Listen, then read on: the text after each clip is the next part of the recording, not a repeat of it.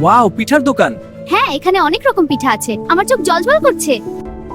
বাঘা, চল পিঠা খা। এত তাড়াহুড়ো কিসের মিষ্টি? খিদে পেয়েছে, এখনই খা। আচ্ছা, খাওয়াচ্ছি। দাদু, পিঠা খাবো। না, ইয়া। আহারে মিষ্টি। ও বাঘা দাদা, টানতে কেন? কেতো মিষ্টি, আমি তোমাকে অন্য একটা এনে দেব। সত্যি? হ্যাঁ, চলো বাড়ি যাই। দেখ বাঘা, এভাবে ময়দা মাখাতে হয়। হ্যাঁ মা, বুঝেছি। খুব ভালো। এবার রঙিন বলগুলো দিয়ে পিঠা সাজাবো।